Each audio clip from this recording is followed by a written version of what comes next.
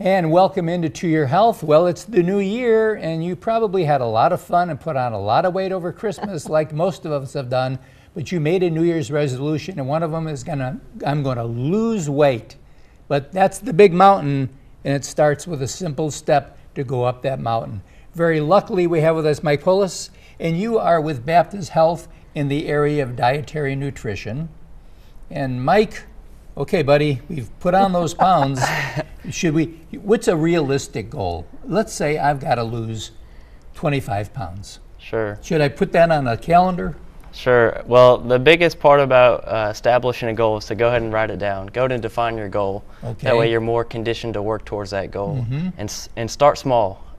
Small steps, they turn into big wins over time. Right. So try to go for those small wins. So if your overarching goal is 25 pounds of weight loss, make it a goal to say, hey, I want to lose at least a pound per week. And then eventually you'll hit that 25-pound weight loss. What's exciting, Jack, that's when I get excited. If I get on the scales and I'm down 2 pounds, then I get motivated. Sure. Because then I can see that it's really doing some good. Absolutely. So you're right. Oh, yeah. And it's kind of funny because if my goal is to lose 25 pounds, if I went to the store and I bought a 20-pound bag of potatoes and set it down, that's what I'm trying to get rid of. Sure.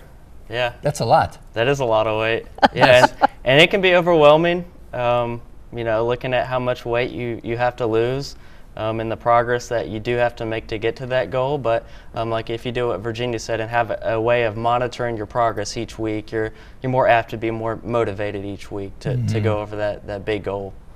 Right. How much difference how many calories do we actually need to maintain the weight where we are in a day? Sure. It depends. It's very individualized per person based on our gender, how much lean body mass we have, our physical activity level, our age. But a general baseline is about 2,000 calories a day for men and about 1,800 a day for women. Just 200 different. That's not much. Yeah, not too much. And that would be contingent upon how much, like you said, how much you're moving. Sure. So speaking of that, what are some ways that we can just, like at home or over the weekend, or how can we make a difference there in little steps about moving? Yeah, I always like to tell people that physical activity doesn't have to be planned activity. We associate physical activity with going to the gym for an hour or going for a run at the park. But really, the reality of it is that we just need to get 30 minutes a day in most days of the week. And that 30 minutes a day can be broken up like a 10-minute walk in the morning, 10-minute walk in the afternoon, 10 minutes at night, and you've got your 30 minutes. So it doesn't have to be all at once either. And there's certainly ways around the home too that you can get your activity in, like going for your 8 glasses of water a day while you're watching a football game. Just going back and forth from the kitchen to the couch. You may get a few minutes in there of walking.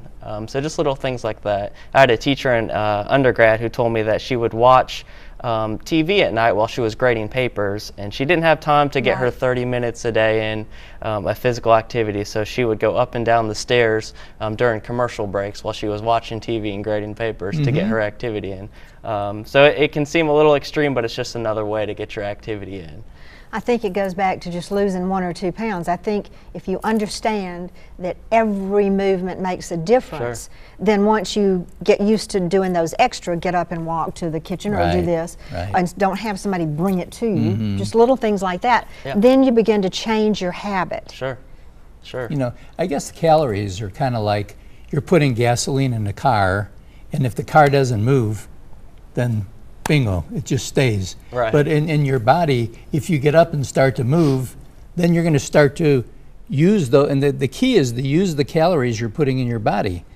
And hopefully use more than you've put in. Absolutely. Would that be the goal? That's the goal, yeah. Especially if weight loss is your goal. You want to create an energy deficit. And that either comes from restricting calories or becoming more physically active to where you burn off those calories. Which is the best? Which is the best? A combination of both. Yeah, diet and exercise. Definitely. Yep. It's like beating a dead horse. People ask me, well, Mike, what's the best diet to stay on? And my response is one that you can stay on. We were talking earlier about the word diet. When people say, oh, I'm going on a diet, it implies that eventually they're going to go off of a diet. So what's sustainable?